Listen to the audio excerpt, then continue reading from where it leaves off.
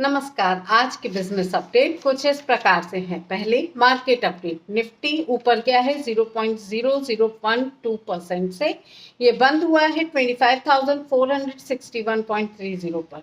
डाउ जोन नीचे गया 0.94% से, नेस्डेक नीचे गया 0.92% से, गोल्ड ऊपर गया है 0.06% से, इसकी वैल्यू रही है $3,344.80। क्रूड नीचे गया है 0.63% से, इसकी वैल्यू रही है $67.50। दोस्तों अब हम चलते हैं हमारे कंपनी अपडेट सेशन की साइड। तो पहले हमारे पास आई है न्यूज पूर्वांकरा से। तो मैं पहले इस कंपनी के बारे में आपको बताती हूँ। कंपनी बिजनेस करती है development sale of real estate और प्रोजेक्ट्स करती है मेट्रो सिटीज में, जैसे कि बेंगलुरु, हैदराबाद, चेन्नई, कोलकाता, मुंबई, पुणे और गोवा में। अब न्यूज़ इससे रिलेटेड ये आई है कि मुंबई के चेंबूर में 8 हाउसिंग सोसाइटीज में ₹2100 करोड़ की रीडेवलपमेंट प्रोजेक्ट इन्होंने जीता है। तो इस न्यूज़ के मेन पॉइंट्स मैं आपको बताती हूँ। मुंबई के चेंबूर में चेंबूर में 8 हाउसिंग सोसाइटीज में इन्होंने ₹2100 करोड़ की रीडेवलपमेंट प्रोजेक्ट जीत लिया है। रीडेवलपमेंट वो होता है कि डेवलपमेंट हो चुका है लेकिन वो या तो जर्जर हालत में या जो भी प्रॉब्लम है इसकी वजह से वो दोबारा उन्हें डिमोलिश करके फिर उन्हें कंस्ट्रक्ट कर रहे हैं। मतलब डिमोलिश मतलब गिरा के फिर दोबारा उस पर खड़ी कर रहे हैं बिल्डिंग्स। अब इसका प्रोजेक्ट स्कोप ये है कि 1.2 मिलियन स्क्वायर फीट से अधिक एरिया का विकास किया जाएगा इस प्रोजेक्ट में, और जिससे मुंबई रीडेवलपमेंट पोर्टफोलियो का विस्तार होगा। और स्ट्रेटेजिक वैल्यूज की ये रहेगी कि प्रमुख क्लस्टर से बढ़ते हुए जीडीपी कंट्रीब्यूशन के साथ वेस्ट इंडिया में पूर्वांकरा की उपस्थिति मजबूत होगी। मतलब उनकी पोजीशन जो वहां पे है वो मजबूत होगी। दोस्तों ये तो थी पूर्वांकरा की न्यूज। अब हम चलते हैं हमारे प्रेस्टीज एस्टेट्स की साइड। तो मैं इस कंपनी के बारे में आपको बताती हूँ। कंपनी एक डाइवर्सिफाइड बिजनेस मॉड्यूल है जो कि बहुत सारी बिल्डिंग में नहीं कह रही हूँ मैं, बहुत सारी डाइवर्सिफाइड बिजनेस में है ये। और जैसे कि रेंटल, ऑफिस, माफ करिएगा, रेंटल नहीं, residential, offices, retail, hospitality, property management और वेयर हाउसेज में, इस तरीके की ये प्रॉपर्टी में ये प्रेस्टीज एस्टेट डील करती है। अब इससे रिलेटेड न्यूज़ क्या आई वो मैं आपको बताती हूँ कि इसने एक्वायर किया है परिचालन को सुव्यवस्थित करने के लिए नोटिंग हिल में 100% और AAA इन्वेस्टमेंट में 99.99% एक्विजिशन इन्होंने लिया है, निवेश किया है इन्होंने। कितने का? ₹325.6 करोड़ का इन्होंने निवेश किया है इसमें।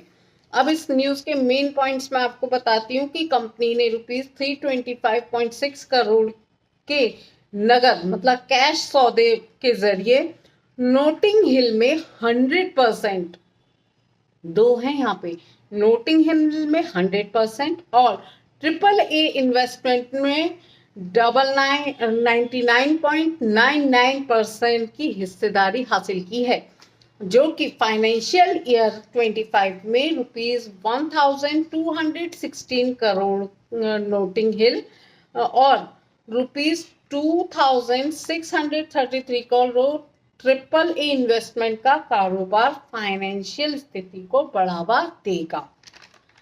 और इसमें बताती हूँ मैं आपको कि इस हिस्सेदारी से सैमकन का उद्देश्य परिचालन को सुव्यवस्थित, मतलब जो भी एक्टिविटीज हो रही है उसको एक कोऑर्डिनेशन में करना और हाई रिटर्न प्राप्त करने का है। तो ये तो थी हमारी प्रेस्टीज स्टेट की न्यूज़। अब मैं आपको लेके चलती हूँ JSW एनर्जी के, मेरे पास कोई एक न्यूज़ आई है। तो पहले मैं इस कंपनी के बारे में आपको बताती हूँ। कंपनी और इसकी सब्सिडरीज प्राइमरली इंगेज्ड हैं बिजनेस में पावर जनरेशन के, और किससे, उनके पावर एसेट से। तो इसमें न्यूज़ ये आई है कि फाइनेंशियल ईयर 26 की पहली तिमाही मतलब फर्स्ट क्वार्टर में 261 मेगावाट रीन्यूएबल कैपेसिटी चालू की जाएगी, जिससे 56% रीन्यूएबल मिक्स के साथ कुल उत्पाद हम मतलब कुल कैपेसिटी जो है इसकी 12.8 गीगावाट हो जाएगी। अब इस न्यूज़ के मेन पॉइंट्स मैं आपको बताती हूँ। कंपनी ने 261 कमीशन दिए मेगावाट रिन्यूएबल एनर्जी कैपेसिटी, जिससे कुल इंस्टॉल्ड कैपेसिटी बढ़कर 12.8 गीगावाट हो जाएगी। मतलब कि जो ये प्लांट है ना, इसमें इन्होंने इन्वेस्टमेंट किया है जिससे कि इसको रिन्यूएबल किया है 56% के मिक्स से, जिससे कि इसकी कैपेसिटी बढ़ गई है 261 मेगावाट से। अब ये कैपेसिटी पे आएगा 12.8 गीगावाट पे।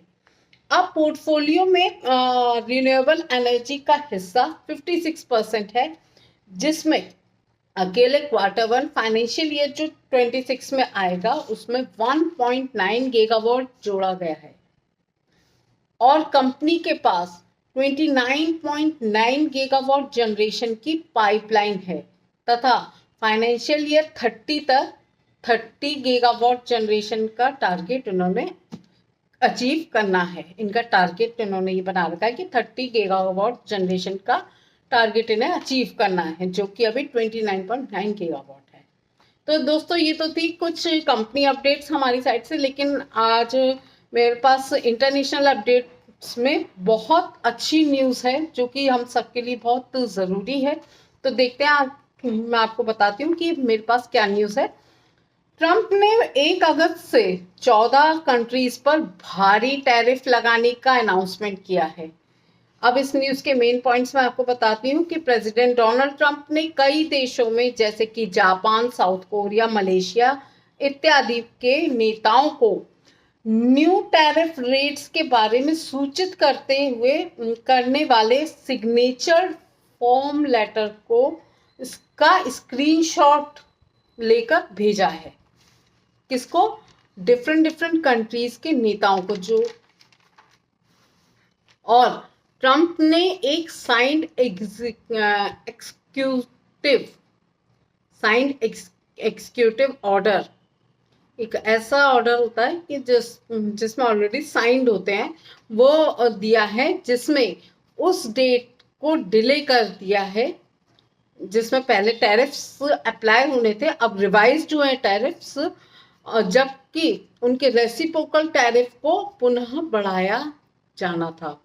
इसलिए जो जुलाई में हमको डेट दी गई थी कि टैरिफ लगेंगे, वो इसीलिए स्थगित कर दी गई थी क्योंकि इसको इन टैरिफ्स को रिवाइज्ड किया गया है और फिर से इम्पोज किया गया। और जब ये जो लिबरल कर जाएंगे, मतलब जब ये लगाए जाएंगे टैरिफ, वो डेट है अप्रैल 2।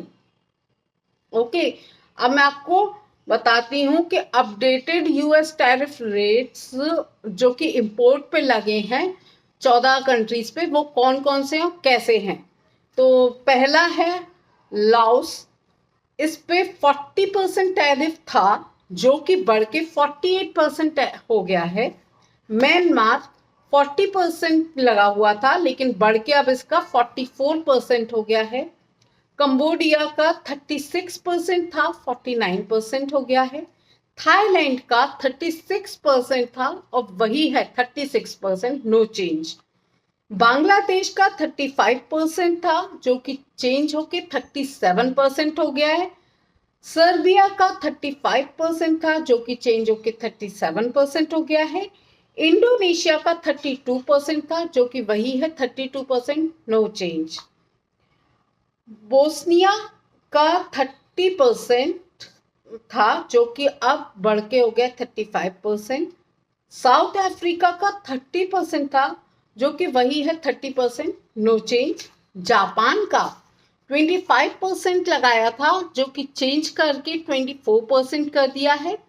कजाकिस्तान का 25% था, जो कि चेंज होकर 27% हो गया है। मलेशिया का 25% था, जो कि चेंज होकर 24% रह गया है। साउथ कोरिया का 25% था, जो कि 25% ही है, नो चेंज। टूनिशिया का 25% था, जो कि चेंज होके 28% हो गया। तो ये 14 कंट्रीज थे जिसपे रिवाइज्ड टैरिफ लगाए गए हैं, जो कि एप्लीकेबल होंगे अप्रैल 2 से। तो दोस्तों, ये तो थे कुछ हमारे इंटरनेशनल अपडेट्स। ऐसे ही और वीडियोस को देखने के लिए कृपया मेरे चैनल को लाइक, शेयर और सब्सक्राइब करें। Thank you.